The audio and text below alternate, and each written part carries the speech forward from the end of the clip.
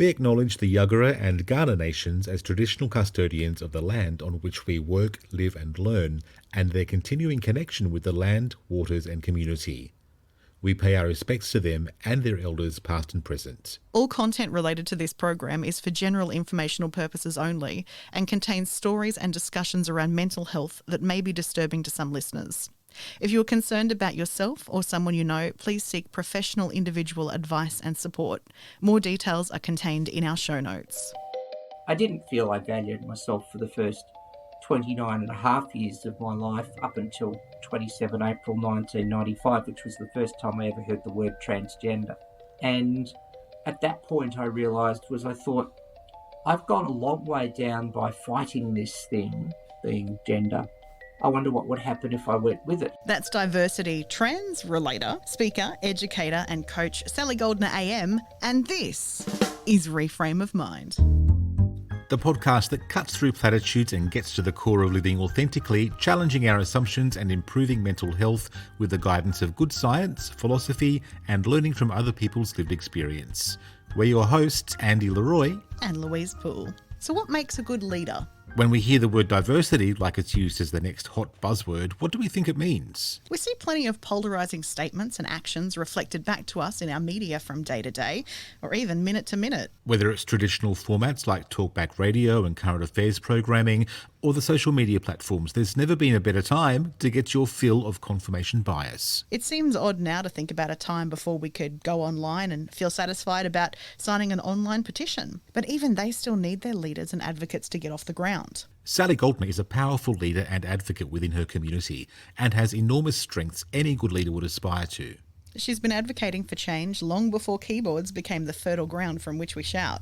Sally first disclosed as trans in 1985, at which time it had only been 7 years since the first Mardi Gras in Sydney, which in 1978 was actually a protest march. So I think it's easy to forget that amongst the glamour that Mardi Gras has become, that today's parade started as a march against a system that denied non-heterosexual people the right to love their way. Yeah, and I think it was instrumental in contributing to the length of time it took me to come out, to be honest, because I came out when I was about 23. You know, a lot of that was all of the history of seeing images like that on the TV when I was 7 years old, and the comments I was hearing from family and people in our friendship groups, or the family's friendship groups, who were saying quite derogatory things about homosexuals. You know, the names that we later claimed as our own, as a sense of power, were actually hurled as insults at them. And to hear that kind of language really drove home the message to me that it wasn't okay to be that. You know, thankfully, the world's a lot different now. And it's work that we still need to continue. I mean, over 40 years later, we're still not done. People from diverse communities still have to fight for what should be a basic right, to be seen, to be heard, to be respected. Yeah, absolutely. And this is why I love Sally's work so much, because what she centres on is diversity, valuing each person as the unique individual they are.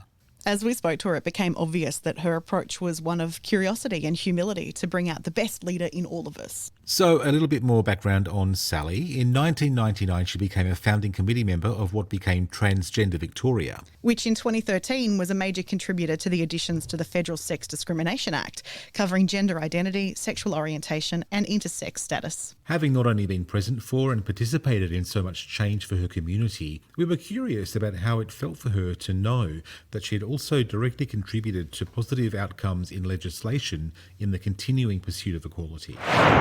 What was it like being an early voice for equality? You were doing activism at a time where even just the lesbians and gays weren't accepted, let alone trans people. There must have been such a burning sense of something that you have to do despite that kind of adversity in front of you with that. Well, look, I think in terms of the words have to, as an introvert, I've also had to sort of reclaim that part of me, or claim it even for the first time, because we live, I think, also in a very extrovert-dominated world. I remember in one of the introvert books I read, there's a saying that introverts don't necessarily speak up because they want the limelight. They speak up because of a deep sense of passion about it. So yes, there was a part of me that wanted to speak up and get that visibility and understanding going. And then, as you've sort of touched on, definitely it was not easy. In a lot of circles, there were very few allies at that time. So, for example, when Victoria first added sexual orientation and gender identity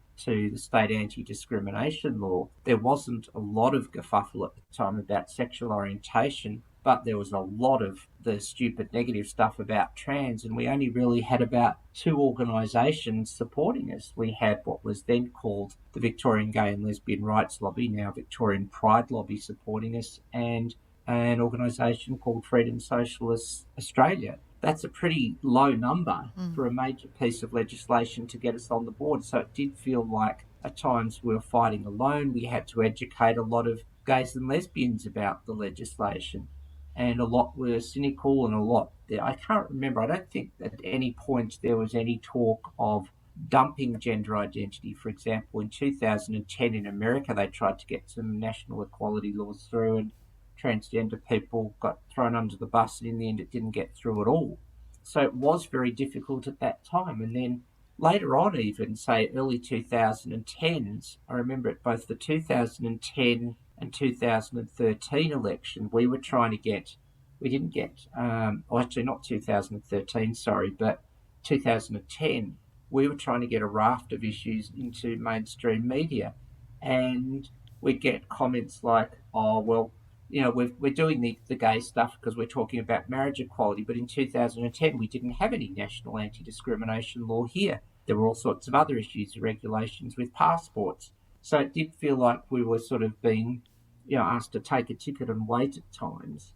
And it wasn't easy trying to push through. And there were I could, recount the amount of stories and abusive transphobic and biphobic remarks that I've experienced. And it wasn't easy. And, thankfully I did have various supports, but it also felt frustrating at times. I spent a lot of my mental health time having to debrief about the frustrations of this hypocrisy that we've touched on, rather than actually growing myself. So it was, it wasn't easy at times, is the honest answer. Do you feel like advocacy is your purpose? Oh, not so much anymore. That has faded. The issue that I'm really keen is about this issue of leadership and diversity in leadership, but also not just diversity in terms of who people are, but how we create more diverse styles of leadership regardless of who the person is. That's becoming an even bigger passion now. And also, I'm one of these rare people who, you know how where there's a saying, most people would rather die than do public speaking. I'd much rather do public speaking than die, including talking on a podcast.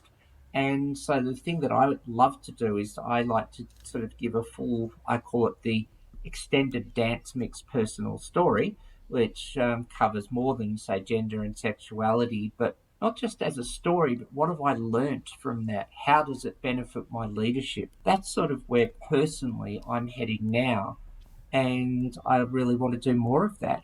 Louise and I were commenting to each other this morning that really because of the work that you've done and advocates like yourself have put in over the years, our attitudes and beliefs are most likely influenced by the work of you and the people around you who have advocated over the years in so many ways. How do you get to a point of strength to shape public opinion and policy as a diverse leader? I would say it is about things that sound basic but are obviously not simple, like persistence, momentum, trying to take a long-term view, which is not always easy when, even of course today, we're still from a trans perspective seeing these sort of silly debates about changing rooms and toilets and that sort of thing, and people making horrendously vilifying generalised remarks. When none of those comes along in the media and you've got to sort of motivate other people, calm people down, it's not easy. But I think the thing for me that I find now, sure, with, we'll say, the benefit of hindsight, is that having, to some extent, stumbled my way through and just trying to keep going forward, I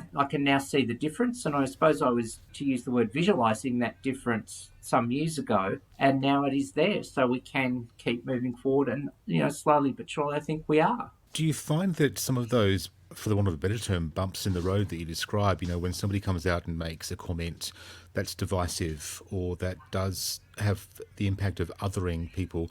I'm just thinking back to my own experience as a gay man when I came out, and I was really surprised and shocked at how people within the rainbow community could also other people within the community who are different to them. So I would hear derogatory comments against lesbians, against trans people, and I just couldn't fathom that. I couldn't understand why people who also had experienced bullying were then turning that against other people. Yeah, it does seem hard to understand from, I'll say, imagine I was doing the rabbit ears inverted commas, a logical viewpoint. So we have to look at things like emotions and feelings to some extent. There's a few theories behind this that will say are explanations but not excuses, that when someone is being put down, rather than stand up for themselves, stand up for others, they just go, well, who's the person I can do the emotional buck passing on to? I don't want to deal with the feelings, so who's less secure and who's more vulnerable than I am? And so, yes, at times elements of gay men and lesbians have been biphobic and transphobic to me and bi and trans people.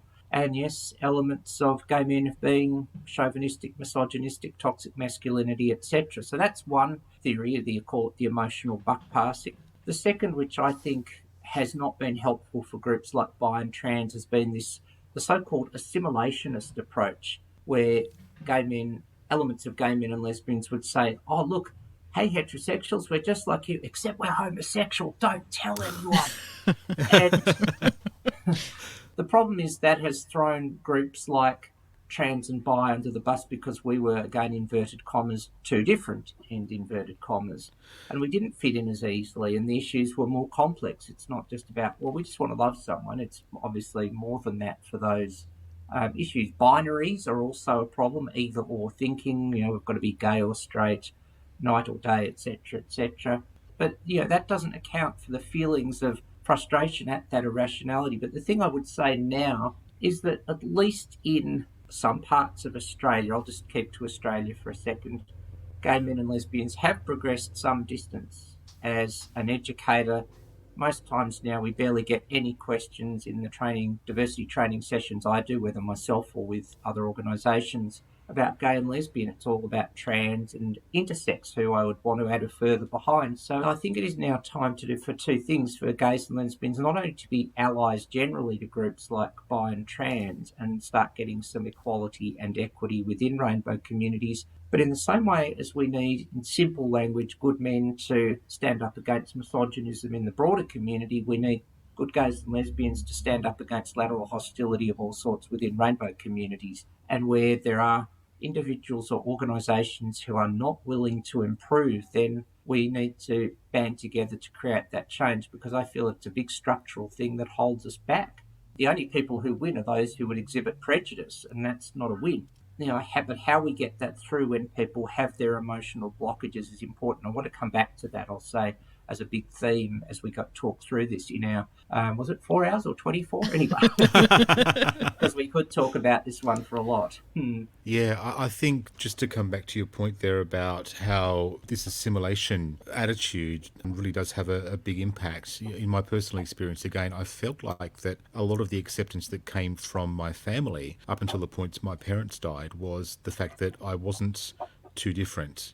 I had stable relationships, albeit with the same-sex partner, but I was the loving uncle. I was towing the line. But as soon as my last parent went, one of my siblings decided to tell me exactly what he thought of me, which was probably not such a great surprise, because I kind of felt like that was bubbling under the surface for a long time. But I kind of feel also maybe I've done myself a disservice by towing the line for all of those years and not standing up for who I actually am. Yeah, look, I think there's mixed thoughts there. I mean, hindsight's a wonderful thing, and we can only keep growing ourselves. I think that's the responsibility we have to ourselves as an individual and then to each other. I'm going to leap into something that's been a bit of a pet topic lately, and that's about leadership. To me, leadership is about strengthening. I'm going to be bold and try to define it. Leadership is about strengthening other people. But we can only do more of that and do it more effectively when we strengthen ourselves. And that means growing ourselves and unlearning things. And I'm still doing it, which is another thing that I can talk about. As recently as only a month ago, I had a huge breakthrough about my perceptions on life. And so I think, in fairness to yourself, hindsight's a wonderful thing, but then it's about saying, well, okay, I think psychoanalytical approaches of, well, what happened in the past can be helpful, but I find for me personally, if I try to move forward, I uncover the blockage anyway. And so I think when we try to move ourselves forward, when in the end we're wanting to move forward and there's something either blocking us, or we could use the example of a handbrake or an anchor or the analogies thereof. And then finally, when we hit the critical point, we can unearth that, what's holding us back, and then move forward more effectively. And I think that if we're going to do leadership better, whether it's in rainbow communities or any human, then we all have that responsibility, which is another big pet word that we could spend another 24 hours talking about. We've got a theme going. How do you find a common ground in those cases when it comes to leadership, when you're trying to teach people about the importance of having diverse leadership when people don't have those views or aren't really open to those views? I think to some extent you are not going to win them all, and that's okay. And the answer to that lies in, the best article I saw or a good article, there's obviously lots of good ones, but one that stuck with me, I'm still dining out with it 3 years on, was an article up that asked about the best values to do diversity well for an organisation or an individual. And one is curiosity, being open to learning. And how we cultivate that, I suppose I don't have all the answers there. In the end, it might mean that people have to face some of their emotions, and whether that involves mental health work or sitting with their feelings, whether it means, when we can, going to a gym and hitting a punching bag, whatever works, is about it's about that perhaps unlearning or unblocking in a sense. And some people might not do that. The emotions are too big, they don't know how to deal with it, they're too scary. And so you're not going to win them all, but it is about trying to appeal to a sense of logic and humanity. I think it's about both. And that also leads into issues about gender in leadership in lots of ways, which is also another 24-hour pet topic. Yes. So, it's the Sally Goldner show. It's the Sally Goldner Wikipedia or something. There's just so much that comes into this. Ultimately, though, we've got to take that responsibility for ourselves. And this is why that's a pet topic, a bit of a button, so to speak, is for the last, at least in Australia, 25 years, it seems we've heard so much about individual freedom. But freedom and responsibility need to be closely balanced for each individual and for groups and society as a whole. And I think a lot of times we've lost track of responsibility. And in the end, we have to take responsibility for all our choices. And some are simple. If there's a red light ahead, we'll stop because that's a responsible thing to do. Well, we hope anyway. I just feel a lot of the time people won't take responsibility for their choices and likely consequences. So it is about that form of logic. But it is also about respecting that people have deep-rooted feelings. And I think when it comes to things that we'll call, whether we call it bodily sex, gender identity, gender expression, there can be deep-rooted emotions about that. So it's about affirming those and helping people then perhaps work through them. And that can work. But as I say, you're not going to get a 100% success rate with everyone. And then you just, make change where you can. How much do you find yourself from day to day and speaking to different people and groups changing your style of communication to accommodate for where they might be in the journey? Oh, look, definitely. So let's start with just one type of setting being, one that I do a lot, diversity education. We try early on in our sessions to get a reading of the room, people's knowledge, say, on LGBTIQA+ overall, then trans, then intersex. And what we usually find, the proverbial bell curve, is that you've got people will put themselves overall at 5 or 6, and then it drops to, say, 4 or 5 for trans, and often people will say, what's intersex? Never heard that word at all. And so we can then fine-tune in. But there was one session in particular which was in a multicultural setting where I think most people, perhaps English was not their first or only language. And we did an exercise, which is a dry, humid one, if you like, or tongue-in-cheek. It's called the mock heterosexual questionnaire. So it reverses back all those questions that used to be put on largely gays and lesbians. When did you choose to be heterosexual? What makes you heterosexual? Do you think your heterosexuality is a sin? And normally we'd get chuckles as we'd hand out the handout, that sort of thing. And this time we just got 20 blank looks. And finally a tentative hand creeps its way up and says, what's heterosexuality? It seems in this culture or culture with the particular language, they just didn't even have words or talk about anything like gay, lesbian, bisexual. So we had to really scale ourselves back to not just 101, but sort of like 002. Then on the other hand, we can get settings where we know that people are well ahead and we can just talk more about current issues and what's happening for them in their organisation, how they deal with things. Then going beyond training settings, I'll take a very different approach if I'm doing media work for Transgender Victoria, depending on the media outlet. If I have a sense that the outlet is, at least reasonable or favourable, then I'll relax. But to give an example of where one day I got a call from a producer on a commercial radio program, it was about the time it was in 2019, where Victoria reintroduced a bill to reform birth certificate laws, which on this occasion subsequently passed. But I got a call from a producer of a commercial radio program going, Presenter X knows your issues but only wants to talk about bathrooms, which of course is blatantly biased media. Now, I have to then make different choices. In the end, I decided, well, I'm sick of talking about bathrooms, and I declined the interview on that matter of principle. But had I gone through it, I would have had to take a much more, I'll say, assertive stance rather than the more laid back and, with humour stance that I would take in an education setting. So it is about adapting. Oh, and also if I'm doing, involved in some conversation, let's say there's a panel discussion at the Melbourne Queer Bookstore, Hares and Hyenas, then most likely I can move way beyond 101 to 501 or 701 or 901 or something like that. So it is about tuning in, knowing your setting, also trying to, as much as possible, minimise jargon where you can, but sometimes it is necessary, and then explaining it. Oh, Sally, if you've got 24 hours to talk about trans activism, I could talk for 24 hours about problems in commercial media. Okay, well, I'll just pipeline the coffee into my home office here. I'll just leave you two ladies to talk.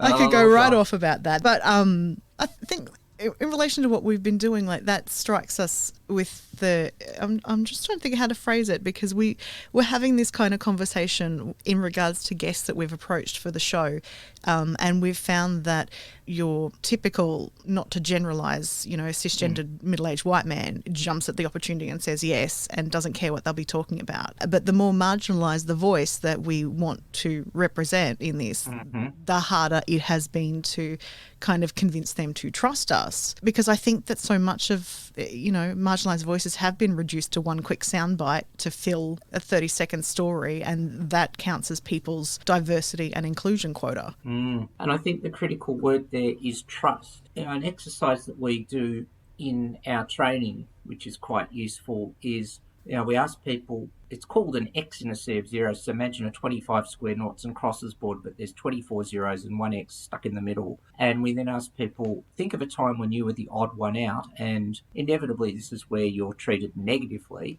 or not inevitably, but in most cases. And then how did you feel? And the reason I bring that up is because lots of LGBTIQA plus people have felt, say, guilt or shame or something like that. But at the bottom of my emotions have been two words being abandonment in an emotional sense and mistrusting. And, the thing is, people, have felt let down by people and processes and systems and organisations and institutions with power. And my part of that, or part of my mistrust, was I spent all of my 13 years at what called itself an all-boys school. And so I obviously was not going to fit in there. But remember, this is throughout the 1970s into the early 80s, when we didn't even have gay on the radar, let alone trans. There was just this, toughen up, get over it, all that sort of thing, which... and when I tried to reach out for help because I was unhappy, I was told that sort of thing. So you end up mistrusting the people with the power. Going beyond my experience, here we are, as the time of having this conversation, we are a year on from the horrific situation of George Floyd's death. And my mistrust and abandonment might be 1 or 5% of what people of colour, Black, Indigenous people have faced. So they have been let down, and other groups as well, whether regardless of the extent of that. Groups like sex workers who are constantly mischaracterised. So, it is very hard to get that trust going. Even sometimes now when I get a call from a good media outlet on trans, and they're asking for a particular sort of trans experience, I'll go on social media and say, I've had a chat with the journalist and everything's okay, and then people need that. So there has been that sense of mistrust from a media, particularly commercial, that has not been inclusive, that has the, middle class, white men presenting, say the news, and then they've got the very feminine female presenting, but white female at best as the occasional news presenter. And maybe I'm being a little cynical and overgeneralised, but they haven't done well on things. Where are the openly LGBTI people on major shows, including in particular people with progressive views? I mean, let's tackle a small elephant in the room. There's obviously debate in Australia about Kate McGregor, and okay, she's on the drum, but is she really representative of a lot of trans people? It's probably fair to say no. So there's, if you've got the minority voice who sucks up, that's good, and they just sit along passively, but we still don't have a diversity of views in terms of progressive nature, in my opinion, in commercial media, ABC, community media, and I shouldn't generalise on commercial media because some are better than others, but the larger, commercial TV networks, commercial radio, and one print media outlet in particular, it's been a huge struggle. What do you think we need to do to move beyond the hashtag? We get to flashpoints every now and then with one community's needs or another where there is a lot of attention pulled towards us, and then it dies down and it swings somewhere else. What do you think makes a good ally? How do we keep the momentum going? I think you've half answered the question there. It is about allyship. So it's about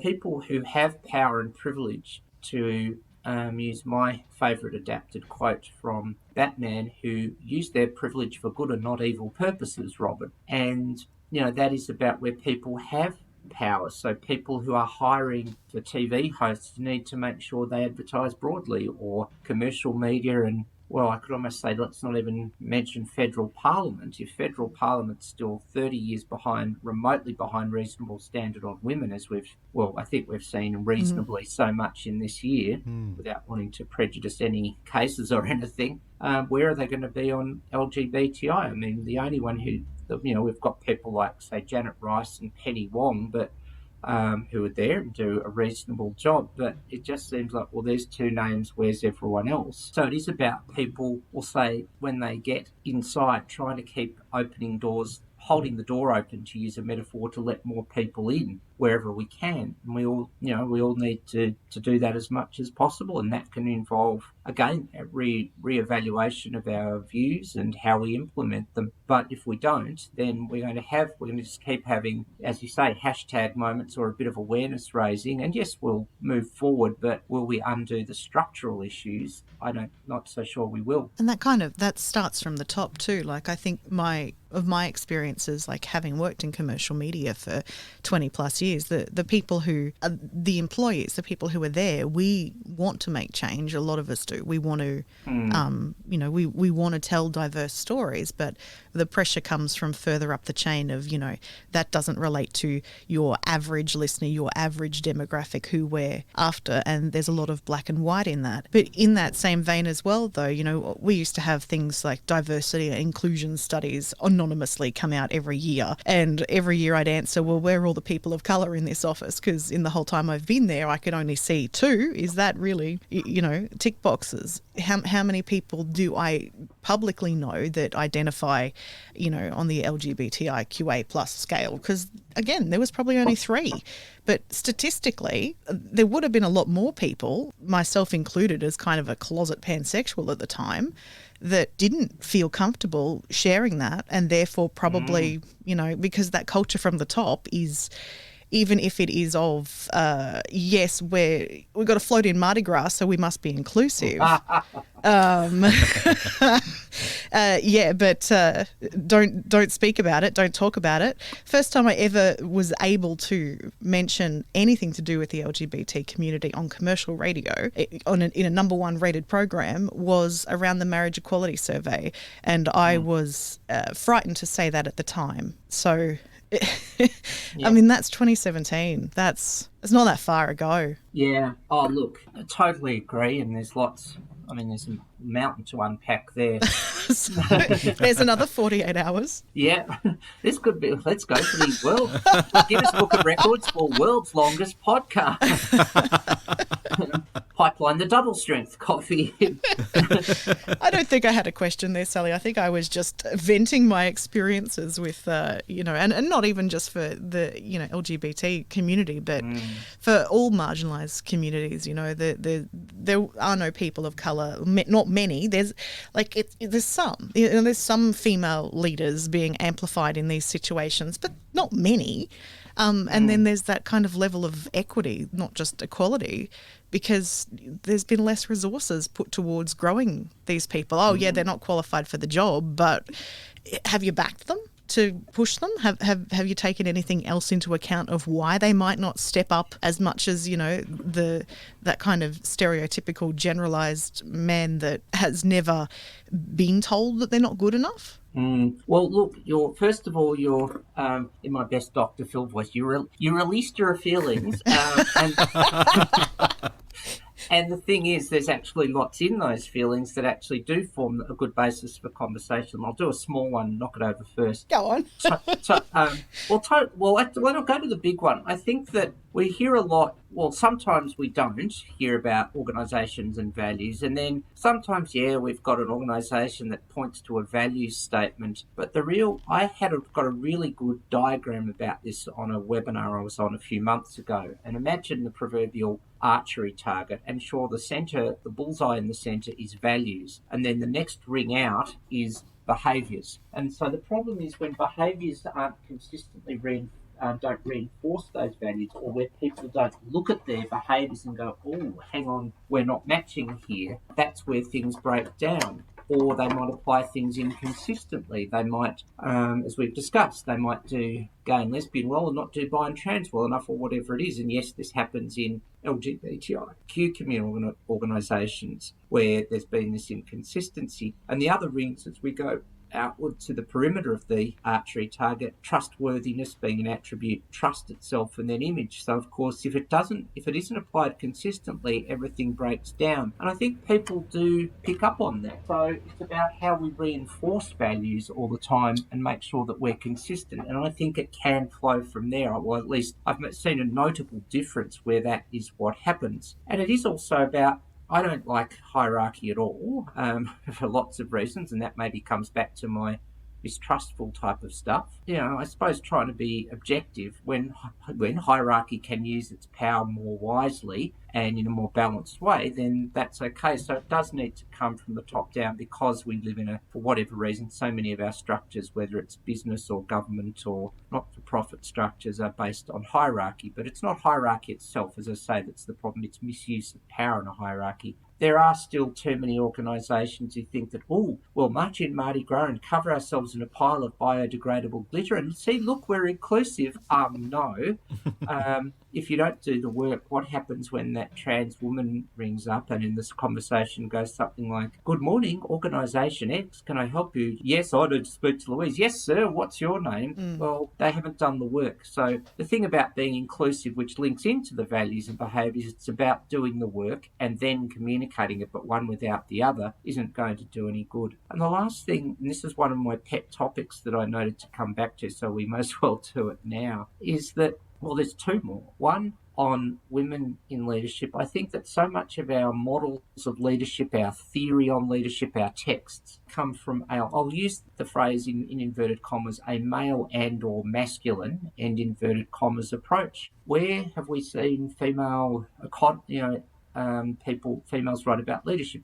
If I ever get some spare time, I'll get through the book which is co-authored by Julia Gillard, along with Ngozi Okonjo-Iweala, and it seems there are other people thinking about it. Well, this is something that's really been on my mind in the last few months, both due to personal circumstances, but also, yes, what's happened in federal parliament, that we have such a macho, sort of chest-thumping sort of approach to leadership, which is not leadership, and it's been measured to be a bad approach. But also, what do LGBTIQA plus people offer in terms of different perspectives of leadership? And then, whilst I can't speak for other people, I'm sure there are other people who can offer ideas on leadership from a diverse perspective. I suppose the other last thing that came out of this, because it is a rich sort of point, is that I think that people, when they are marginalised, I call this personally the topsoil effect, that you've got to dig through the topsoil of, say it's for me, by coming out as bi and trans, and then you've got all your things to unpack underneath, and maybe you don't,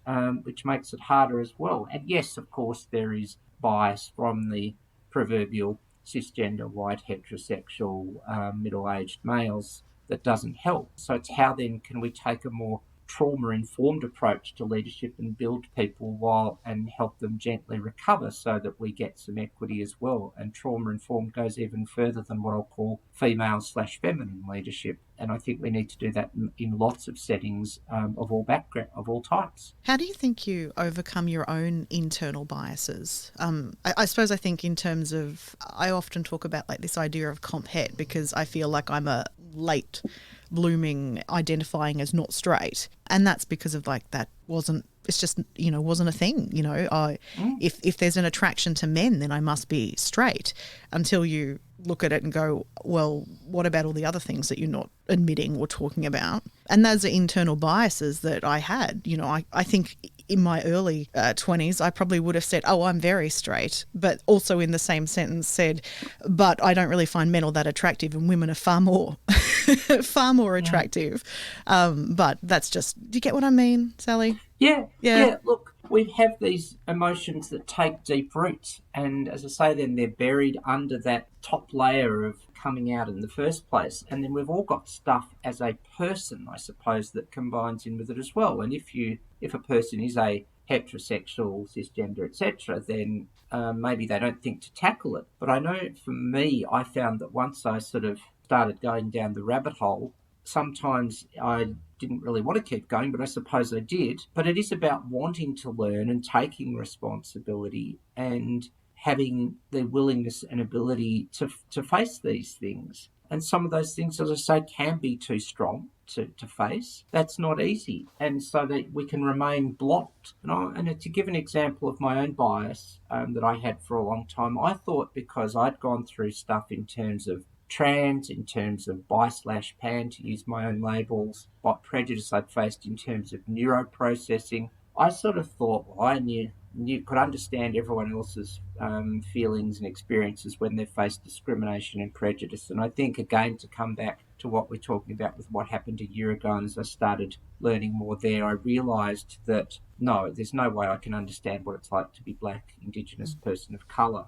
And so we have these beliefs that perhaps gather in us, and it can be various forms of bias. We've all got it. And I think that whilst to some extent that can be an issue, it's how then do we respond to that? Do we go, oh, I'm not going to do anything?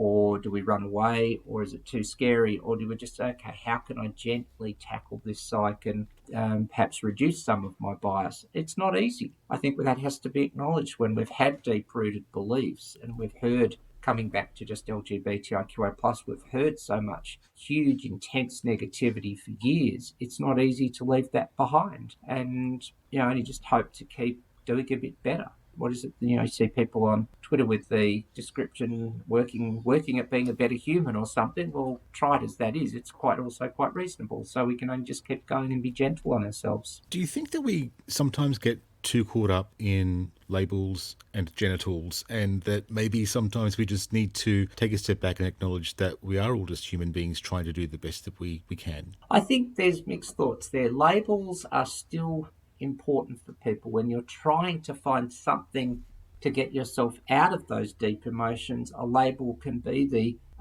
person throwing the rope over the cliff edge when you're hanging on by two fingernails. That can be really, really important and heartfelt and give you a starting point. And rather than being in a state of uncertainty or lack of clarity, labels can be that, oh my gosh, I fit that, yay, and can give you a starting point. And so I think they're important. It would be in a utopian world nice if we didn't need labels and we were 7.8 billion humans full stop. I sometimes talk about, is there one box of 7.8 billion humans or there's 7.8 billion boxes, one for each human? Well, it's kind of bits of both. Let's bust some binaries, to use my favourite say. And we do have similarities. We need food, we prefer shelter, we need to sleep, those sorts of things at a very basic level. But then it's about how we value difference rather than see it in a negative light. It takes some effort to do that, to keep ourselves as balanced as we can in the face of that. So I think that labels are important because they give people a sense of affirmation. And maybe, as I say, maybe in a utopian world, we get beyond labels, but we're probably not going to be there for a while yet. I see sometimes this debate between the usage of the word pansexual versus bisexual. I mean, I like the word pansexual, but it could just be to do with my age and the time in which I feel like it applies to me. But we shouldn't be debating the semantics of things like that, though, should we? Like we're focusing too much on getting caught up in that. Well, I mean, given that people, I'll say, who are attracted over the course of their lifetime to more than one gender, which both bi and pan cover, I agree with you that there's a lot of hair splitting. And the thing is, bi and pan people get some nonsense from the broader community, but also, as we've touched on, elements of gay and lesbian. And so really, is that the most important debate we could be having when we've got other things to talk about? So thankfully, when this debate has sort of got out of hand a bit at times and people go, but bi means two and you're erasing non-binary people say, well, no, it just means you're attracted to two genders. It doesn't say there are only two genders. And then people say, now we've sorted that out, can we get back to just valuing people, that sort of thing? So I use bi and pan, both bi and pan for myself. I originally heard the word bi in 1997 when I was sort of, working through sexuality or becoming clearer on it. I think it was as I began to get onto the right road, it was like the fog lifted on so many things. And I realised, well, at that point, okay, I could be attracted to men. And then there wasn't a lot of talk in the late 90s about pet genders, or say beyond male or female, if I can put it that way. And it wasn't until the early 2000s when I heard pansexual, and also there was more talk about sort of more than two gender identities in particular. And so they both resonated for me. They both have an emotional, heartfelt connection. And so that's why I use both. I'm not saying I'm, over the course of my life, if you put, say, 1,000 people in a room and I was attracted to 100, there'd be 33 and a third who were men, 33 and a third who were women, and 33 and a third whose sense of gender identity was beyond male or female, including no gender identity at all. It might vary a bit, but it's still, gender's not the first thing I look for. And to me, bi and pan are both saying that, as are labels like multigender attracted, omnisexual, polysexual, whatever we want to call it. And so, I think there's a bit of hair splitting, but also labels are very important for people, and people have a right to define themselves and their label in a way that feels good for them. So it might not be everyone's got the same words, but I think it's roughly in the same ballpark, and that's the biggest thing. How do you balance your own mental health in this process? Because it must be exhausting to hear stories where people in the community are persecuted, still victimised, still going through these things. But you bravely tackle that in raising awareness about it. But also it must be a trick to balance the mental health in not taking too much of that on to affect your own self-worth. It's a fair call, and I'd be honest and say that I probably haven't looked after my own mental health and done self-care generally in lots of ways as well as I could have, but I have kept learning. And so I suppose if I'm asking now what are three things that work, is finally I did get a form of exercise going that worked for me about just over 3 years ago, and that's swimming. And it's not just a physical exercise, which we know is good for mental health. It just is almost, to me, a holistic form of exercise. So even as we have our conversation this morning where it was drizzling rain in Melbourne, I still went and did it. And of course, once you're wet in the pool and it's warm enough, it doesn't matter. But swimming for me is almost like a form of meditation. I get in, and sure, my thoughts about what's been going on in my life are going through my head, but they drift out. They're sort of pushed out, and I get to the end of the first lap and it's 1, and then 2, 3, 4. So it's a very holistic and relaxing form mentally, emotionally, maybe even spiritually as well, which has worked well for me. And my mental health has been a lot better, and it's had to tackle a lot of difficult stuff even in the last few years, as I said. The other thing, having a sense of humour. This is something that I do notice a lot of younger activists in, I'll just stick to LGBTI, I really have to say sometimes they don't seem to laugh at anything. And I'm not just talking about, so when I grew up in the 70s, having a dad born in the UK, there was so much UK comedians and sitcoms which probably would not even get anywhere near a pilot now. And yes, I acknowledge that by today's standards, they are politically incorrect, but I suppose I laughed at them. I laughed at it, and the fact that I can laugh at myself for being able to think about it that way. So, I grew up one show, which was the two Ronnies, and yes, they probably did things that were inappropriate, and particularly on gender, but also I don't think they were, in any way really, in terms of gender, I'll specify they weren't malicious. But laugh at something, I think is a good thing. And the third thing is whatever self-care works for you, and here's where I can laugh at myself as well. I'm a fan of what is colloquially called sports entertainment, i.e. professional wrestling. So I subscribe to the WWE network, and there's nothing more soothing than watching throwing someone over the top rope and thinking, gee, I'd like to do that to some fundamentalist religious types. See, it's meditative. Are you going om at the moment? But seriously, turn off from, find something that turns away from the day-to-day stresses of advocacy and people who sadly are facing difficulty. You've got to do something like that. I won't say publicly that I deliberately plan my schedule so that when the various monthly pay-per-views come in, I've blocked that out in my diary and no one can book training for me. I didn't say that publicly, but I give myself that little luxury of, okay, I'm not doing some actual work on a weekday because I really want to watch this. And, then it helps me do the rest of my work more productively and better anyway. So I think you've got to do some sort of self-care mentally, physically, spiritually, emotionally, and that's, of course, whatever works for each individual. Bushwalking, going to the gym, hitting pillows, whatever it is really important. Now, remembering to turn off the PC at some point. I'll just do a few more emails and then a few more come in. It's like you're on a treadmill. Get off the treadmill is important, and I'm not perfect at it. I'm very dedicated and diligent sort of thing, and I have to remember to look after myself sometime. Are there tools that I suppose you've learned through your life, your experience, that not necessarily in a LGBTIQA plus setting, but could apply to everybody who wants to further their understanding of themselves, remove those, self-limiting beliefs they have about themselves?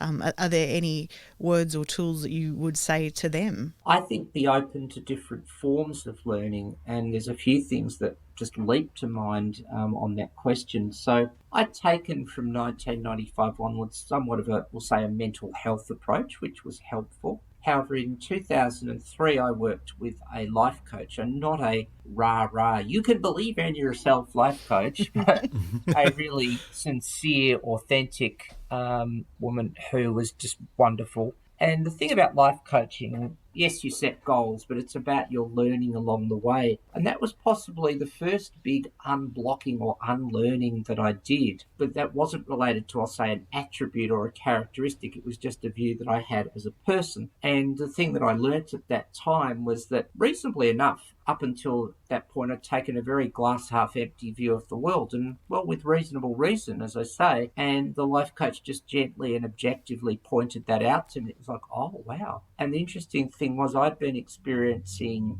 a form of depression called cyclothymia. I will always have it. But once I decided to change my view and try to find more positives, about 80% of it went away overnight, which was pretty amazing. I'm not saying that'll happen for everyone, but that's the sort of thing. So be open to different forms of learning. So I was taking more of a cerebral or abstract form of learning throughout, say, the 2010s. And then in 2014, I got invited by a friend at the time to do a course that combines gentle elements of BDSM and Tantra. And so that really got me into my body more. And I had not wanted to perhaps get into my body, which was partially a trans thing and partially other things, being bullied for how I did sport at that so-called all-boys school, really had left me with a low sense of, I'll call it body self-esteem, not because of its size or its shape or necessarily its gender or sex, but how it functioned. Doing that course began to shift a lot of blocked energies and made me feel more confident in my body and doing other similar work. So be open to different styles of learning. Yes, again, come from a place that is your strength to start with, but then try to look at other styles. So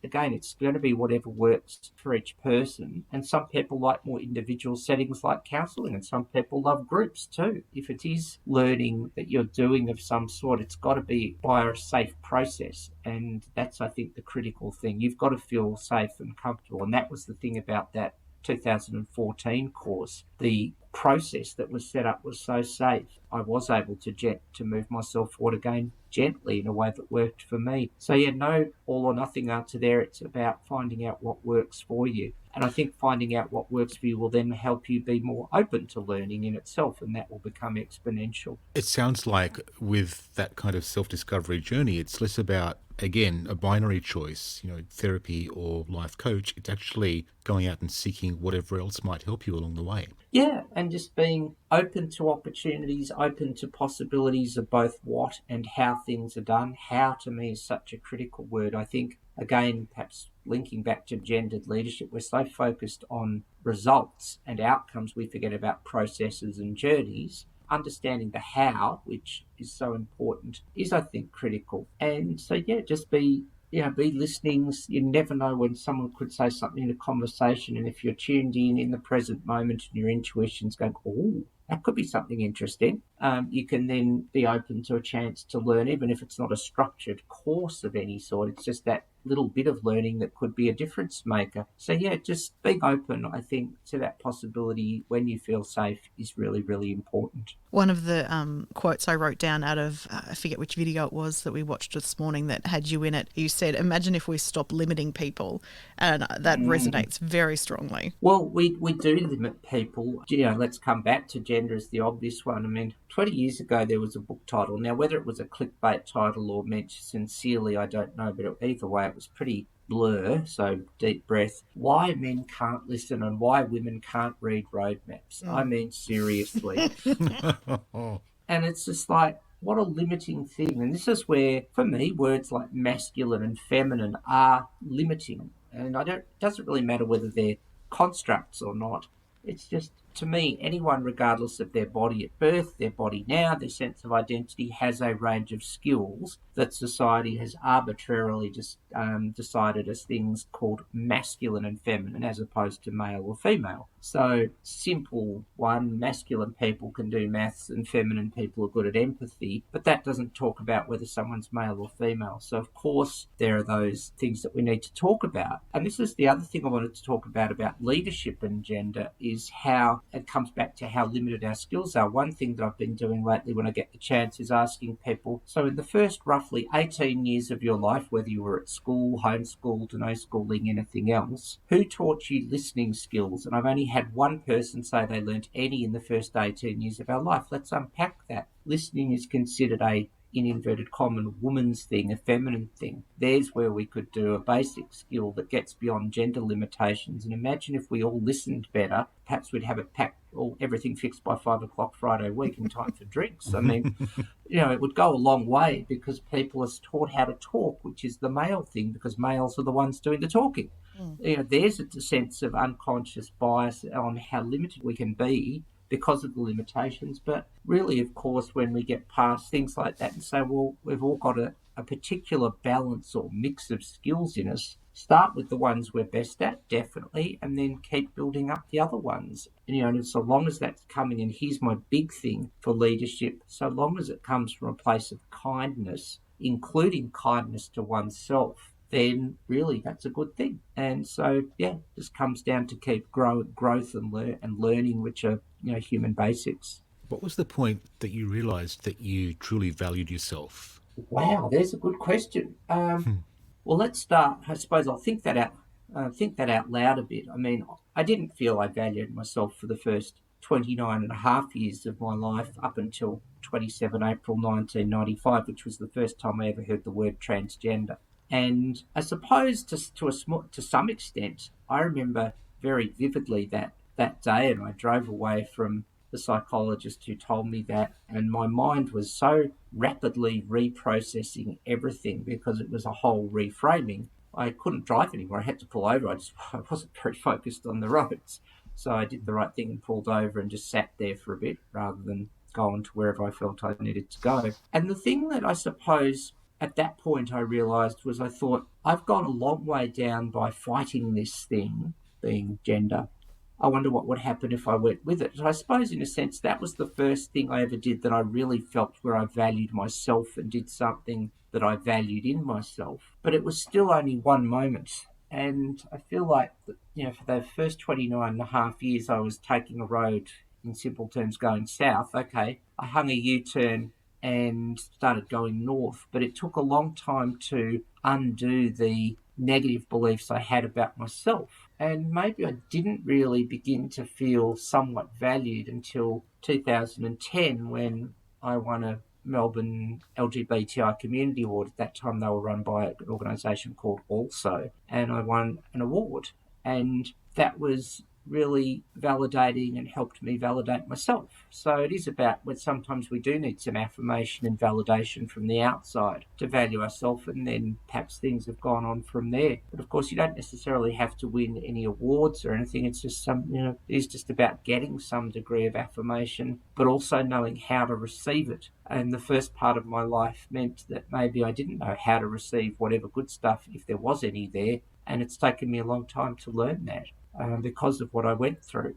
And in that sense, it's still, the breakthrough I only had a month ago was I realised, obviously, that a so-called all-boys school was not a pleasant place because of gender. But it was because that when I tried to reach out for help to anyone, no one really gave it to me. No one listened. And that had created such a deep block about being able to receive anything, whether it was information or, in the broader sense of the word love, information, affirmation, and in the broad sense of the word love, because I had always felt being let down. And so I was very wary of people who tried, in inverted commas, to help me. And so, it's growth, as they say, is circular, not linear. And so I've sort of gone through another circle. I've gone through circles in stages over time, and am feeling in the best position I could be in now, or best position I have been in up until now. But, there's still probably distance to travel. It reminds me of that old proverb of before enlightenment, collecting water and chopping wood, then after enlightenment, collecting water and chopping wood. Coming out when people are able to do so and feel safe to do so can be a very liberating experience. But also within that, there's the importance to remember that there are still people out there who do seek to harm us or to do us wrong. And that I suppose what I'm getting at is there's still a sense there that we do still need to be careful and look out for each other. Definitely. I mean, I consider myself fortunate and grateful that I live in Melbourne, which by and large is going in the right direction, particularly in most of metropolitan Melbourne. But of course, there are lots of people, even say parts of some suburbs of Melbourne, where it's still not so good on the outer fringe or in regional or rural Victoria. And then, of course, there can be very conservative areas of Australia and then even more conservative areas in the world. So we do have to be considerate of that. And also, linking back to our earlier conversations, it is generally, if I'm just being one-dimensional for gays and lesbians, easier to come out still than, say, for trans and intersex people. Whilst it's not my lived experience, don't necessarily come out, but we'll say disclose. There can be possibly issues there as well. So it is about not just location, but parts of the rainbow communities who some have progressed more. So we do need to be mindful of that. And I have to remind myself sometimes that I do have, sometimes to some extent hang out in the proverbial bubbles of life. And I think bubbles are okay. We need them to regroup ourselves and give ourselves some good times and recharge our batteries. But then we need to perhaps stretch ourselves and go beyond the bubbles, both in the physical sense geographically, but also in an emotional sense as well. Sally, I want to thank you so much for trusting us with your story today. It's something that we really appreciate this. It's been an amazing conversation. Yeah, thank you. Well, thank you. And look, to listeners out there, you can get in touch with me via my website at sallygoldner.com, and love to come and talk to people more. And also part of my future is, interestingly, I am wanting to practice as a life coach. I did not only work with a coach, but I also learnt how to be a coach, and I've never really implemented it. And I think that, I just really like to do that because I'd like to share my learnings with people, well, either individually or in group settings. I'd really love to, just see people achieve their sense of happiness as much as they can. I think you'd make a fantastic mentor. People want to get in touch with me via that website or all the modern means of social media. I'm on Twitter and Facebook as well, and LinkedIn. Please feel free to do so.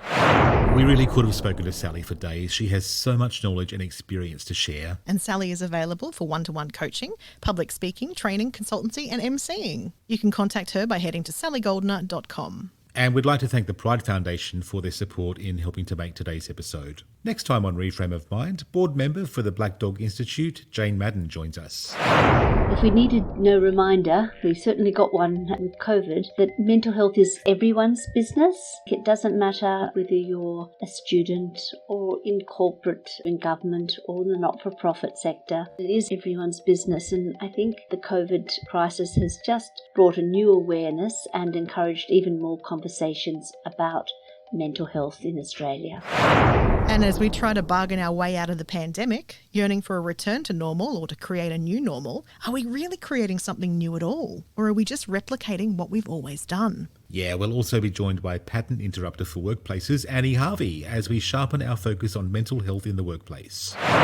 Jim Rohn once famously said, we're the average of the 5 people we spend most time with. And then you're the average of those 5 people. So if you wanted to start looking after yourself or learning a new skill, practicing meditation or learning how to swim or whatever it is, you don't Marie Kondo those people and ditch them out of your lives, but you start bringing people into your circle of influence that can raise that average.